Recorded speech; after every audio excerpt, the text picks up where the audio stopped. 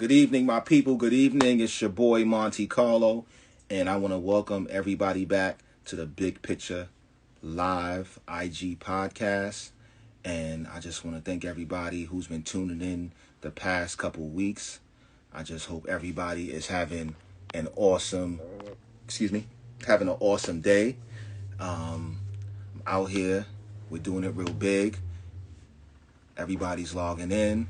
Yes, I appreciate that. Supreme, how you doing, boss? So we have a couple of guests coming on this evening. We're gonna be starting off with our brother Lenny the Barber. Lenny the Barber. He started off as a barber. Now he's doing some really big things, and we're gonna catch up with him to see what he has going on. We got our co-hosts on deck with us. We got Barbiana, and we have our brother Josiah coming on. So we're gonna have Barbiana tap in, and we're gonna get this started, and we're gonna wait for Lenny the Barber to join us also. Yes, indeed. So yes, once again, I hope everybody's having a beautiful day. I hope everybody is loving the new location I'm at. Yeah, so we're gonna rock and roll. 1 second.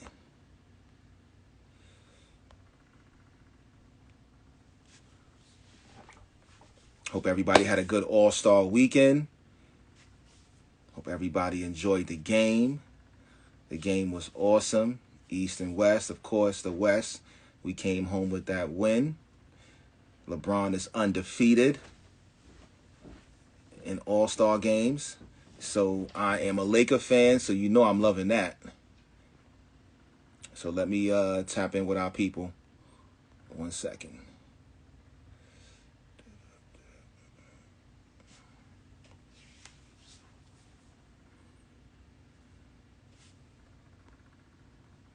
Yeah, so we're gonna have some good topics today. Okay. Our brother just tapped in. Our brother Lenny the Barber.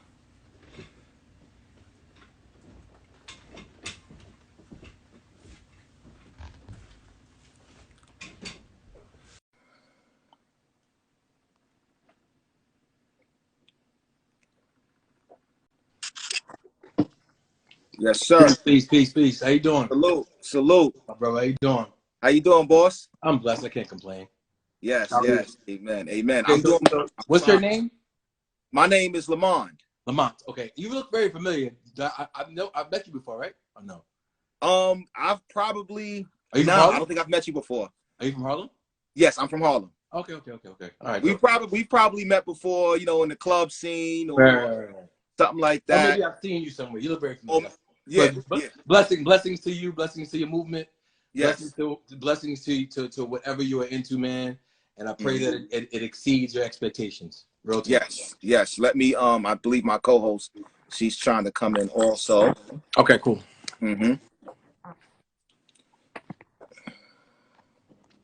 Okay. Hey, how you doing? How you doing? This is one of my co-hosts, Barbiana. She's gonna be going live with us today. Cool. How you doing, Miss Barbiana? I'm doing well, and you? I am blessed. I feel that. Yes. So this is awesome. So Lenny, let's get this started, brother. Let's get this started. What made you want to become a barber?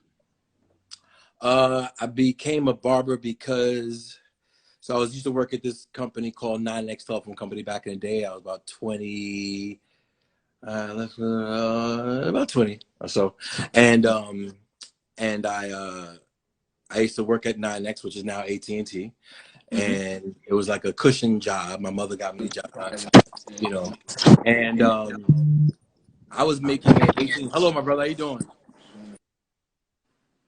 That's my other co-host right there, Josiah. Hey, peace, Josiah. Peace, Josiah. I bring it right back. Peace. I'm getting situated, y'all. All good. It's all good. So when I was working at 9X, I was making $21 an hour, which back in the day, I'm 52, so yeah, 27 years ago, that was a lot of money for somebody to be making any job at 21 years old. So I was making decent money, and one day my boss walked in and was like, "Hey, by the way, we're cutting your pay $7. You're about to make $14 an hour," which is still good money, but I didn't like that shit. I was like, "You could just cut my pay just like that." And he's like, "Yeah, that's what it is. That's what it is." So that sparked the motivation in me to just do something different. And again, like I didn't work too hard, but it was just the fact that this person had control over my destiny, over how much money I was gonna bring home, you know, just like that, just put a spark under me. So, long story short, I ended up going to my barber, Chris over in Inglewood, and he told me that he made like $500 in the last day, and I'm like, "What you mean you made $500 in the last?" He was cutting my hair when he told me this. It was around Christmas holiday. And I'm like, "What you mean you made $500 in past day or 2 days, whatever?" He's like, "Yeah, people just hit me, man, and giving me mad tips, and you know, it's just coming in." I was like, "Oh shit!" So the next day, I went out and bought a pair of clippers, and I started tearing my little brothers up, and the rest is history. So, and I started cutting my friends, and yeah, the rest is history. I ended up working at Sam Gore's, which was my first barbershop. Well, take that back. So first, let me say it's all God, because my story is all God. You know what I'm saying? The gentleman that lived across the street from my mother's house owned a barbershop in the Bronx. His name was Mr. Moore, and he taught me. He actually taught me the fundamentals of cutting hair, and he got me my license. Okay. And so from there, I ended up, like I said, while I was cutting hair with my brothers and my cousins, and then Sam Gore, formerly Sam Gore Unisex, back in the day, between Amsterdam and Broadway. Back then, there were two barbershops in Harlem for sure. That was the top barbershops, and that was Sam Gore and Jerry's Den. Okay, And I remember those. Yeah, for sure. My mother's co-worker was Sam Gore's wife, Valerie Gore, and my mother asked me that would I like cutting hair, would I want to cut hair at Sam Gore's, and I said, "Hell yeah, would love to cut hair at Sam Gore's." And so she asked Valerie. Valerie said, "I'll get him the job," and I started working for Sam Gore's. I'll say about maybe a month later, I ended up working for Sam Gore's. I had an interview with him, and I think the magic number was $362 a week that I needed to bring in order to pay our bills. My ex-wife Gail was the one who was taking care of the bills, and she was basically the rock. You know what I'm saying, to be quite honest. She told me if you can bring home $362 a week, you can leave your job. And back then, I was making probably, I don't know, $800 a week. You know what I mean? But I had to take that pay cut to follow a dream. You know. Going to Sam Gore's, having a meeting. He said to me, "How much you need to make a week?" Told him $362 a week. Wow. He then said, "Well, I'll tell you what. The first 362 that come in here is yours. After that, we start splitting. That's God ordained. That just doesn't happen." Nah, he helps you get that bag. Straight like that. Straight like that. He saw something in you. He helped you get to the bag. So he gave me the shot, and I was the barber that the other barbers would tease because I wasn't that nice. And when I say tease, I mean like when somebody's coming to my chair, you hear the whispers and the chatter in the background, and you know what I mean, that type of shit. Which, that didn't make me feel good. That shit was kind of whack. You feel me? Like, you the brunt of it. They throwing shade. They throwing shade your way. Yeah. So I and again, I'm gonna say it again. It's all God, because as you can see, the stories as it's adding up, it was just blessings on top of blessing on top of blessing. So here's another one.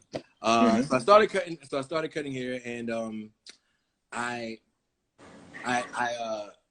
realized that, yo, Lenny, you can't compete with these guys in here the way you cut hair. They're gonna keep teasing you. So I decided to only do lines and Caesars. I wouldn't take any more haircuts. I wouldn't take any fades. Nothing else. I would just basically do ball heads and Caesars. That's what I would do. Ball heads and Caesars is what I would do. And I had this one client, and I wish to God I could remember his name because this is the other angel.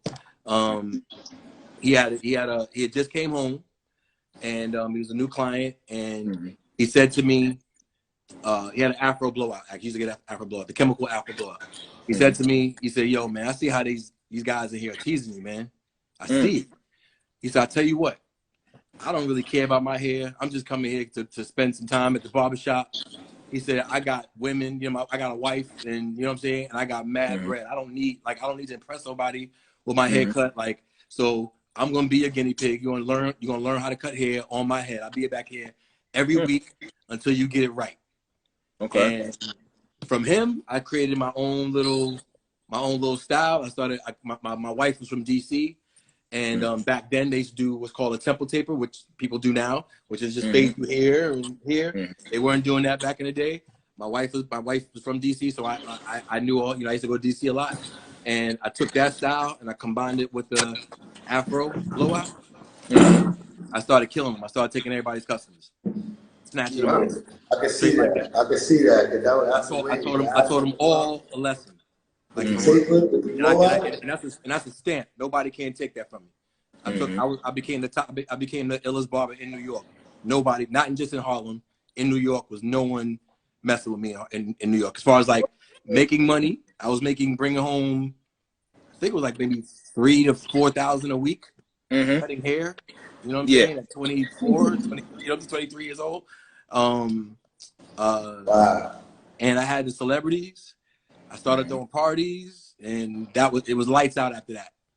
But you know what, big bro? I did my homework on you, man. I was on your page, man. I was watching, man, and I was looking at the transformation. And I really wanted to ask you, how did you transform from being a celebrity barber into like a curator, party promoter? I mean, like a creator. Like I seen you throwing big events. I mean, like that's a huge leap. That's the giant step, man. How you do that? Appreciate it. So again, it's God, right? Because I can't attend it to anybody else but God.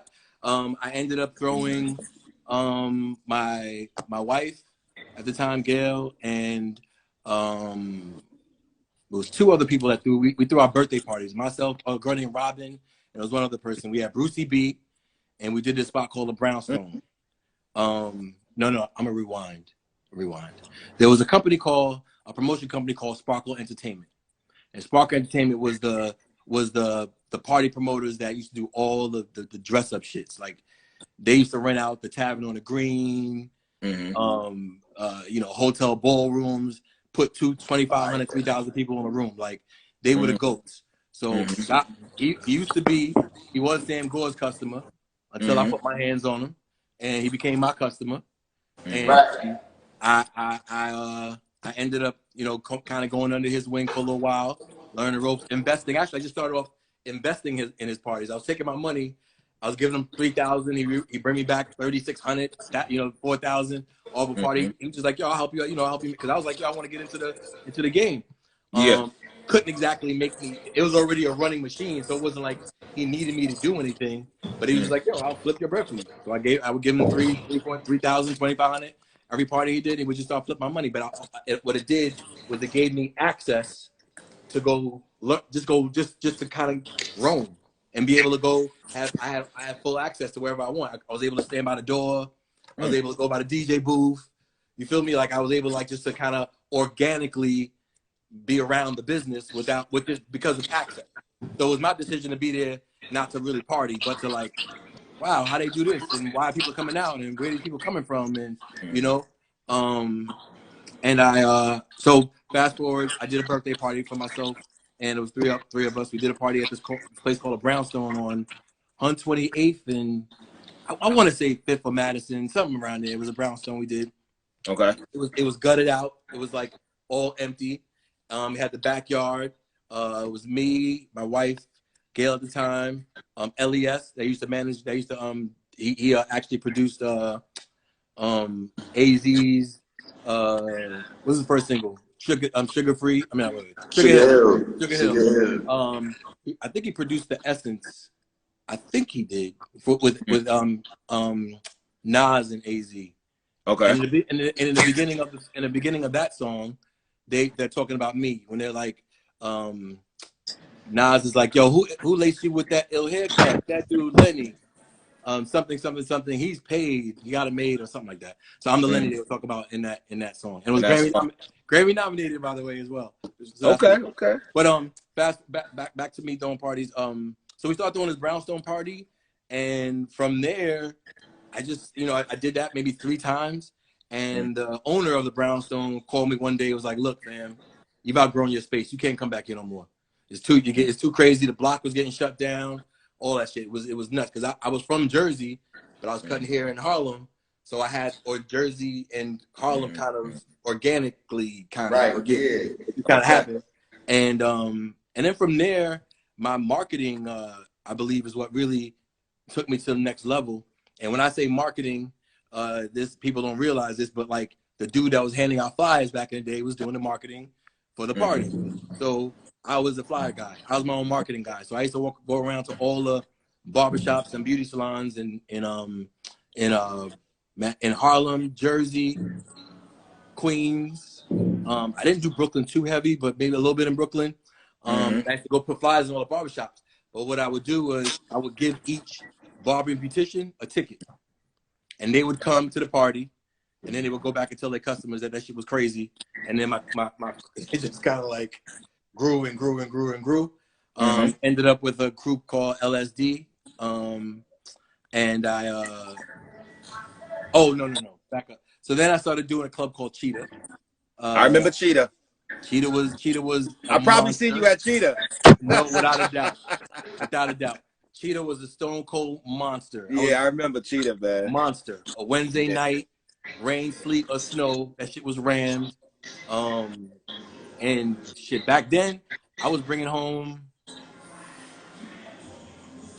about 5,000 a week off a Cheetah. 5,000 to 6,000 a week, depending on the week. But without like we promoted it for 1 week, and that shit just took off. So it took a life of its own. This time that I'm doing all these different events, I'm doing these different parties, but I'm also cutting hair. So now my celebrity clients coming to the parties to hang out, like Nelly. I was cutting Nelly back then. I was cutting Q-Tip back then. So we did a party one time. Q-Tip brought Leonardo DiCaprio to a party. I was cutting Steve. Hold on. We got to back that one. You do a party. And Q-Tip came. That's huge in itself. Oh yeah, I was Leonardo DiCaprio. Yes. His boy was Leonardo DiCaprio, and he brought us my party. And the crazy shit is, in that party, Leonardo DiCaprio came with Q-Tip, and then I was also cutting Steve Stout, and he brought Kobe Bryant to the party. Nah. You didn't. No, real talk. That's what he said. Yeah, that's a big flex. That's a big flex right there. That was the hugest, lightest flex I ever heard ever. Like, it was like, thanks. I was just trying to flex. I'm just saying. But see, Lenny. Yeah. Talk about the experience. That's crazy. When you was partying with KRS-One, and y'all would go to the front door. Oh yeah. So I was actually KRS-One's barber. Okay. So I used to cut his hair. I was KRS-One's barber for probably about 7-8 years. Yeah. He took me on my first tour. Like, he was the first guy I started bouncing around different cities, and I was cutting his hair, or I could just hang out. It didn't matter. I was part of BDP just like organically because I was his barber. And Willie D, who was his band that used to hold him down, but he's also the dude that was on the mic with him. He was my man, like he was my brother. So he actually brought me into BDP. Okay. And I became really good friends with Chris. And literally, he would, any given night, Friday, Saturday, or whatever, he would just kind of run around to the clubs. I didn't know he did this before I seen him do it. He was like, yo, let's go hang out. We ran around to the clubs, and he, either myself or he would go in, talk to the club owner, be like, yo, I got KRS-One here. You want to give him 5,000, 2,500 to come perform for your crowd? And, yes, Chris is from the Bronx. Yes, Chris is BDP. Yes, back then, Chris was heavy pop culture. The whiteys loved him. Yeah. White people loved him. They still do. People don't realize that he was like the number 5 at one time he was a #5 lecturer in the entire country. Yeah, his following is It's cult nuts. like. Yeah, It's it's cult cult. like That's because cult my, right. my uncle put me on to KRS-One when I was a child. He's one of the first rappers I ever heard. Actually, Mm, I remember being on the couch and my legs swinging. I couldn't even touch the floor, wow. and I'm just a little kid, and my uncle's in the living room dancing, Yeah, damn near yeah, sweating. yeah, And he yeah. KRS-One record go off, and he said he like I think which one was it? I think it was one of them, that's the sound of the police, or one of them joints, you know what I'm saying? He was just like, when it was over, Yeah, yeah, yeah, yeah. he was like, that's rap. That's No doubt. music right there. That's Well, right. I And he's remember still him rocking. telling me that was music. And that Right, moment, right, I was like, that's music. I was like, okay, that's music. And I was like, right, all right, I guess right, this is. right. Now he was So dope, like, and he's still dope. He's still here. yeah, That kid he is was one still of the rocking. first I ever heard. Yo, Nah, that he's was dope. That's what's crazy. up. But yeah, we would go Yeah. around the clubs. Either myself or him would go in the clubs and say, ask if they wanted him to perform. 90% of the time they said yes. And he was Wow. talking to the owners, and they would give him 2,500, 2,000, 3,000, depending on the size of the club. He'd rock that shit, of course. You know, You know what's and crazy? He was one of and those he would. artists that I had to go back and tap into because I heard him so young.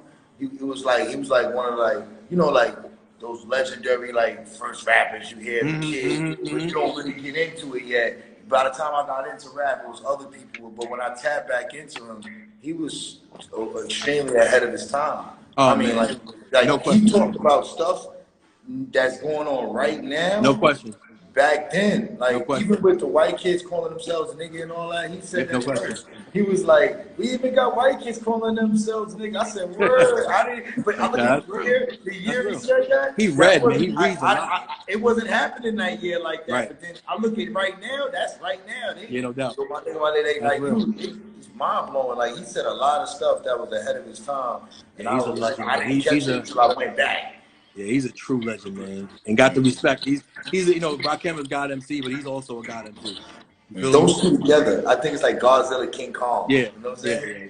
They both Yeah. God MCs, man, all day, all day. Yeah, brother, Lenny, man, I just want to say like that, you are Black history because, with your barbershop, you gave other barbers an opportunity to provide for their families. No doubt, no You doubt, understand what no I'm doubt. saying?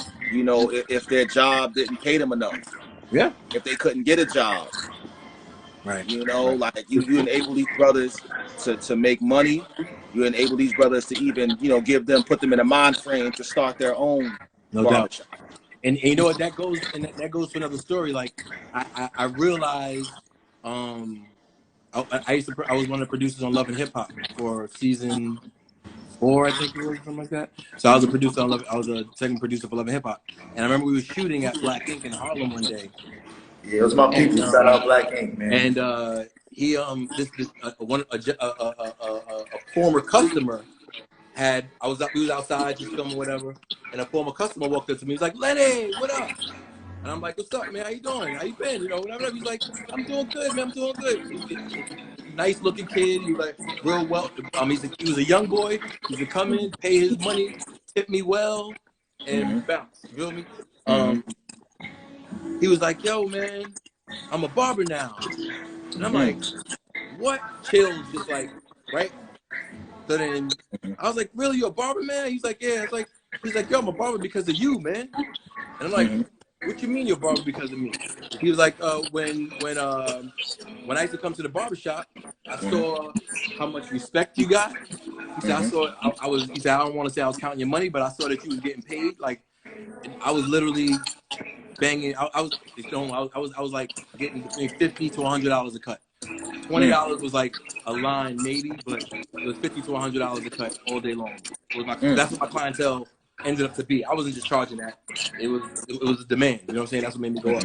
But he said, because I saw you were making money, and he said, and I just saw how much Josiah, respect. I'm sorry, Josiah, you might have to mute your phone, brother. Yeah, All go right. ahead. He saw how much money you were making, and he saw how much respect I was getting in the barbershop, and he was just like, "I want to be like this." And he said, "Yo, today," and when you just said what you said, it brought chills to my body, because I swear he said this. He said, because of you, I'm married now, I have children, and I'm able to provide for my family because I watched what you did, and that shit sent me into another level of understanding that as much as we don't want to admit it, and I'm a very reserved person, so I'm not the promoter that wants to be in the limelight. You feel me? Like a lot of people don't even really know what I look like unless you go to my Instagram. But prior to that, I wasn't the dude that everybody knew what I looked like because I really wasn't trying to be seen like that. I was very reserved. But you just never know who is watching. Like you don't know your little nephew's watching. You don't know your little brother's watching. You don't know the kid across the street is watching. You don't know who's watching you, and you don't know what type of influences you are pouring down to these people, to these kids, and to the younger generation. So if you're doing some bullshit and they think you cool or you look cool doing that bullshit, they just may follow you, man. Like right, that's how influencers are real. Like that's what social media everything is based on, right? Influencers. Yeah. And we've been influencers without realizing that we were influencers. And it really brought me 360 to be like, yo, you know what? You got to really make sure that's on my Instagram. I make sure I do my best to keep it clean, right? My kids are grown. They don't, you know, I can say whatever I want to say. I can curse. I can do whatever in front of them. But I still keep my Instagram clean. Why? Because you never know who's watching. You just never know, you know? So. Yeah, I agree with that. But you never know who's watching because, like, I grew up in a situation where so really, it really learns to the lesson that you just never know who's watching. And our youth, we're damn near like the last era of the cool parents. Cool, like our generation is like, we're cool. We did whatever we want, you know, did our bullshit, but we got it. We understand it. That's not worth it. We here now, and we should be pouring in to our youth, man. Like, because if you think about, you know, just history and how this shit is like layered, right? 10 years ago, we didn't know. We had no idea COVID would even be a possibility, right? So it's like 10 years ago, life was different. 20 years ago, life was different. But those kids that are now, you know, 18, 17, 13, 15, those ones that really are looking for a way or looking for the next, not even for the next thing, just being, they're heavily influenced. The smallest thing could you have a very nice beard, right? A dude literally, a gentleman could be like, yo, I like the way he dresses. I think his swag is dope. I'm gonna just watch him and see what he do. What do you do for a living? Oh, I work at the mail, you know, whatever. I work at the post office. Oh, word, okay. You making that much money? You always dress nice. You know what I'm saying? Like, you never just know how somebody's gonna pull from information from you and use that for themselves. You know. So when these OGs are not like the OGs that did it and know some youth that are doing the bullshit, they really and they know they got the respect from these dudes. They really need to start pulling these kids aside and pouring some knowledge into them. It don't matter if they don't listen the first time or the second time. Just kick it with them. You feel me? Because we are damn near all we got right now for this next generation that's coming up. That it could go real left with these little niggas that can wild out. You feel me? So it's like, I don't mean to say niggas, but I mean, you know, that's all good. It's all good. That's wild out. So yeah, that's my spiel. Nah, it's very insightful. You giving a lot of wisdom right now and free gems, man. You dropped a lot of game on it right there. You just if somebody watch this, they can probably take away from this how to actually transform from one form of living to the next, and then how to take their hustle to the next level and just bump it up a whole nother notch right there. You know, what you said kind of was like something amazing. Like my bro Buddha, he be talking to Fredro all the time. That's his man, Fredro Star. And something that Fredro said. Fredro was a barber back in the day. And he was like, yo, barbers ain't never broke, yo. He was like, never seen no broke barber. You want to put your hustle right? You better get some clippers. So like, yo, what you said like made me just. It was like, yeah. So off of here, you made me want to get some clippers. You know what I'm saying? I bought my first house. I drove the same cars that the hustlers and rappers had. You know what I'm saying? Like I'm not really a big jewelry guy, but I could have afforded it if I wanted to. But I had real access. You know what I mean? Because barbers, we actually have a different type of juice, right?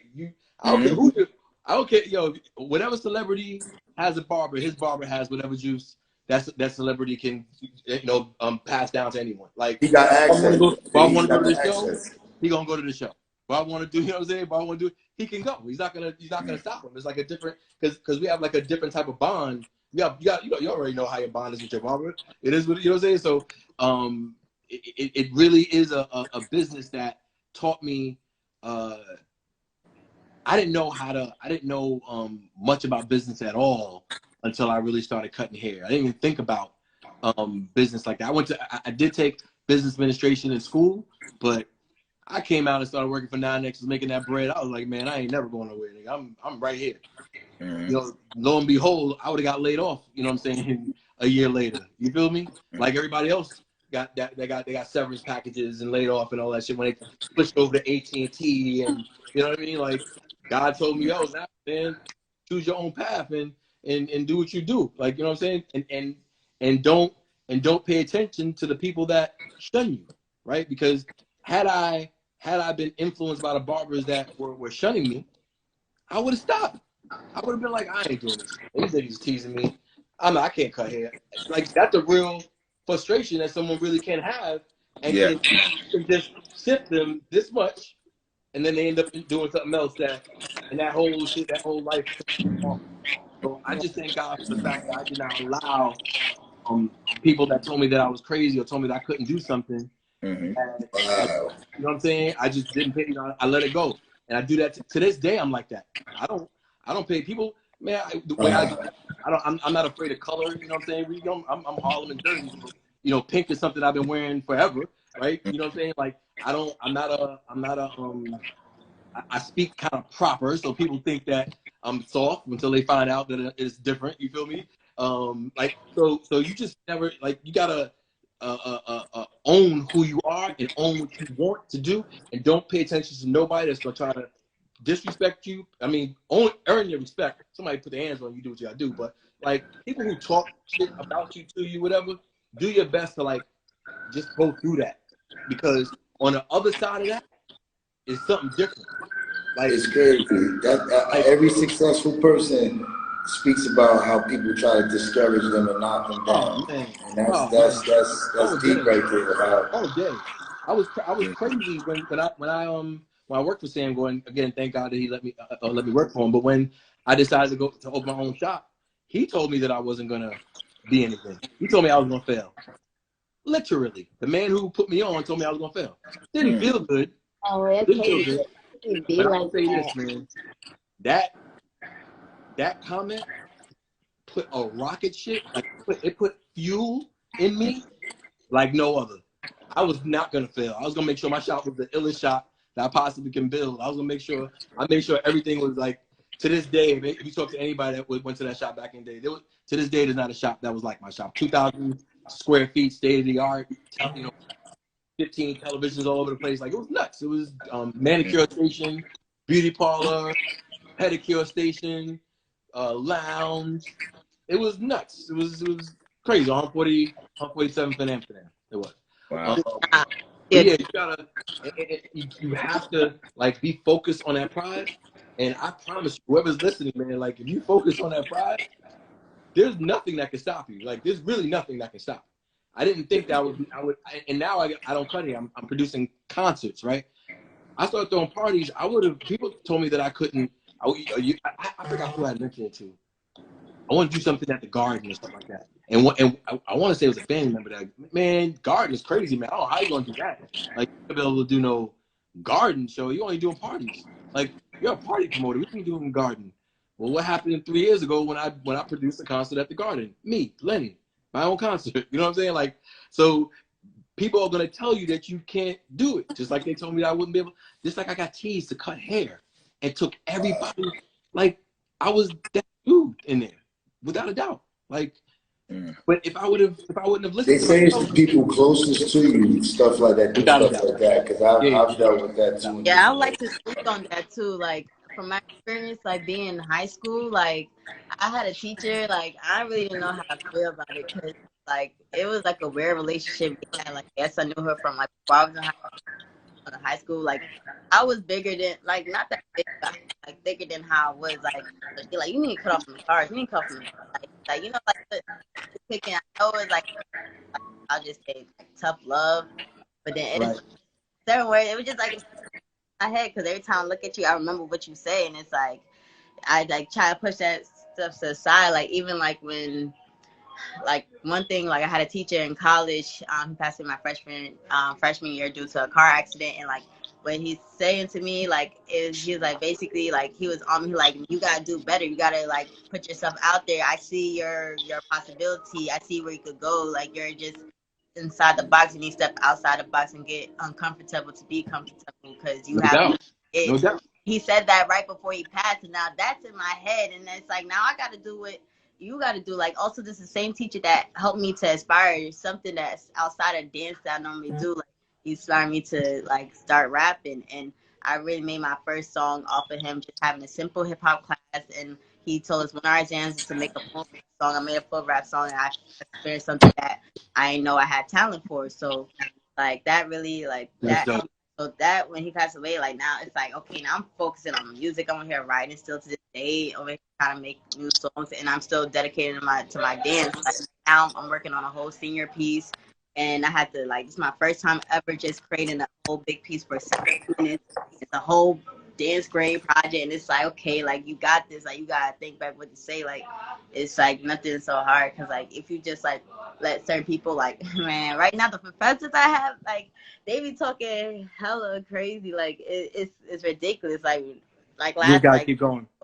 we try to get one fired, but it ain't working now. He cooled down, so he now regular now. A new one over here thinking he runs stuff. So like it's like now you have these people over here trying to like mind you, they're grown adults trying to be petty, and it's like I'm an adult too. Don't treat me like a child. Like we're Right. both adults here. It don't matter what age it is, like who we are. Like we're same age. Talk to me. Like if you want to get respect from me, you gotta give it because you gotta give it to earn it. So it's like all the little stuff. Like I just like put them in the back of my head for real, and just keep pushing and still do me because it's like at the end of the day, when I leave this world, you're not gonna be helping me. If I even try to hit you up, you barely gonna probably hit up my line and stuff. So it's like I know at the end of the day, I still got me. And so I had to push myself from what the negative thoughts is and just keep on pushing P because, like, those are what really going to break you down, especially for your artistry. And if you're trying to get yourself out there, you really got to be uncomfortable to get back comfortable. No And question. I thought, No question, for sure. Oh, yeah. And That's a another real thing thing. that you said before is when you talking about, like, how, like, because y'all know y'all older than me, of course. And then it's like right now, I say my age, like, we're like around the 22s and like probably mid 20s. Like, we got the taste of like of y'all the old heads or like the older generations of like what giving. So like like I still like I went to a dance school. We grew up on respect and like certain like standards and stuff. Like now when I go back to like where I used to come from, I see like it got worse. Like now it's like you really gotta make sure like them is not falling. So those next reservation after them is not falling because now right now it look like it's just everything is just falling. Like really back in the old days, really where everybody want to be because that's where like life was like Gucci. Everybody was like love each other. No really that much hate, but like now the world got hate and it's like more disrespect and less professionalism and it's like it's getting crazy out here and like I totally agree with what you said. Like, got back out That's there. real. If you That's don't beautiful. Some of that comes from the phones. When the phones became accessible for everybody to make themselves a star, that's when you started, seeing the most outrageous shit ever.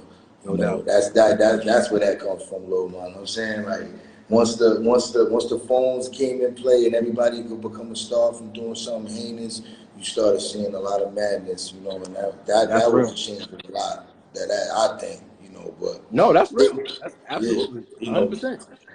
Getting back to Wow. what you were saying, Lenny, man, your hustle was impeccable, man. Like I learned a lot right now, man. Like I ain't gonna lie, man. Yeah, this is Some definitely one of those interviews that we could definitely go back and listen to because you dropped a lot of jewels on here, cool. Lenny. like I'm here just listening. Yeah, it's definitely.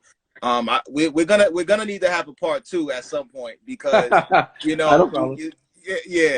because Listen, if we can keep on going because you know what, I'm gonna keep on evolving.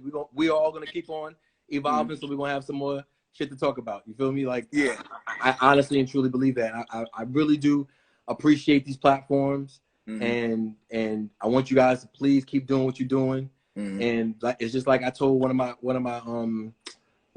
youngins, I said, yo, when you, because he's like, I want to be a rapper, whatever. I was like, you got to not think about how many people's watching. You got to think about how many people are going to watch.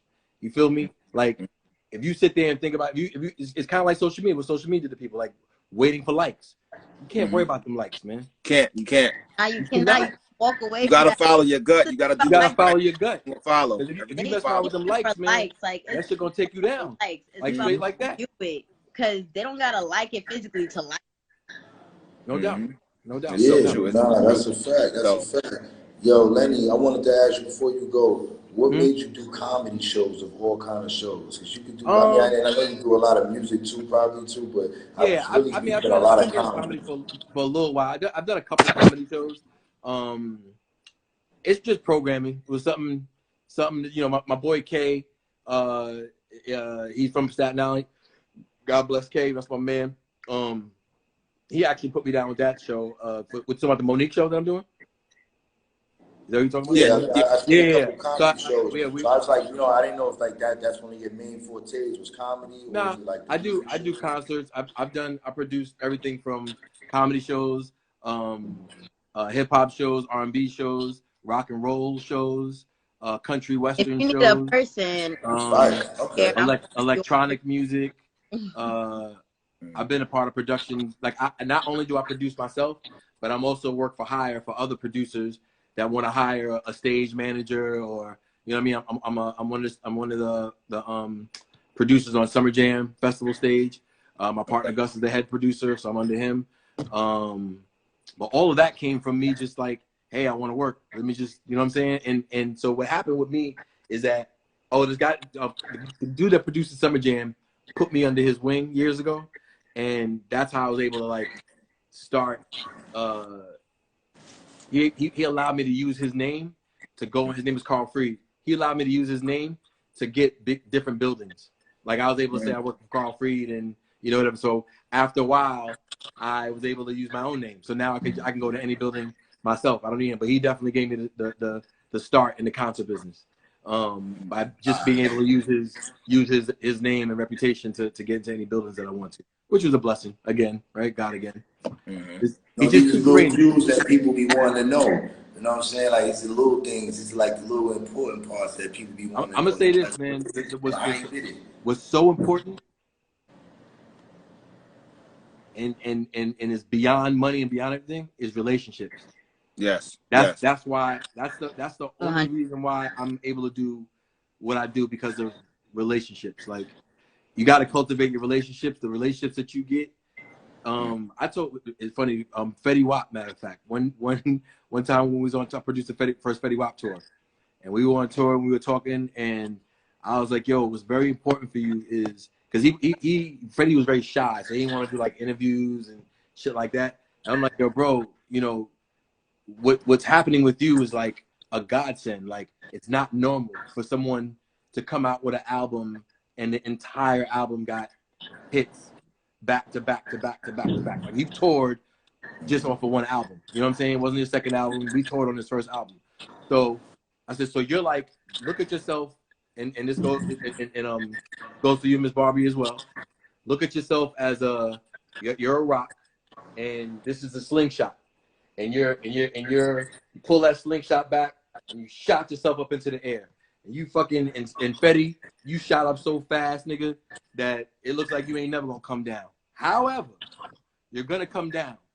And your career is gonna last as long as those relationships that you cultivated on your way up. Because when you're on your way down, you're gonna need those E-bros to play your music. You're gonna want those all those program directors all over the country to play your music, because you went up there and did an interview at their radio station and took a picture with their daughter. You're going to want to be able to call them and to play your music. But if you don't want to do all that, and when you're on your way back down, fam, and you don't cultivate no relationships, nobody's going to care. Like, unless you come out with an insane hit that's undeniable, nobody's going to care. And all rappers and singers and, you know, have their time, right? They have their hot time. Is what you do with it afterwards. You know, a lot of these artists that end up being, and he was not by far an asshole at all. A lot of these artists that you know, you could hit. I'm sure you've heard the horror stories of artists that are assholes, that are just, you know, disrespectful and whatever. You know, once their hits are gone, they're in an unhappy space, bro, because now nobody cares, and those I people don't want to work with that them. held They you get down. out of here. Yeah, exactly. They end up in a very unhealthy place. But that's why they didn't cultivate those relationships that they had while they were shooting up in the sky. They were just like, whatever, you know, get out of here. You know what I'm saying? They weren't cultivating. They weren't kissing babies and shaking hands and taking pictures and saying two very simple words. Thank you. Right? Thank you. You open the door for me? Thank you. Thank you. You know what I'm saying? Like, there's nothing wrong with that. But you have people out here that just feel so what is the word? Entitled. That they feel like when the door opens, it's opening without somebody pulling the fucking door open. It's just opening. Yeah, You know? I really So that's one of the advice I would give you, Miss Barbie, is that on your way up, you know what I'm saying, you need to like really cultivate relationships, because I promise you that is, in addition to God, but my career is based off of relationships. You know what I'm saying? Q-Tip wouldn't have brought Leonardo DiCaprio to my party if he didn't dig me and want to hang out with me. And you know what I'm saying? Like, that was a relationship that I had.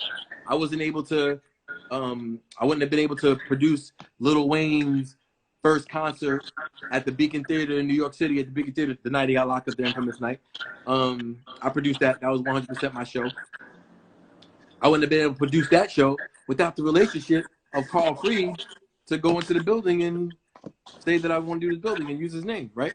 I wouldn't have been able to MetLife Stadium when I did my party at MetLife Stadium. The VP of was either VP or the president of MetLife Stadium, when he heard that they were going to do a party in one of the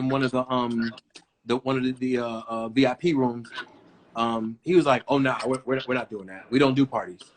And with one phone call from Carl Freed, when I told him that he didn't want to do my party, from one phone call, 10 minutes later, the sales department from MetLife Stadium called me. Was like, "I don't know who the hell you are, how you did it, but your party's back on."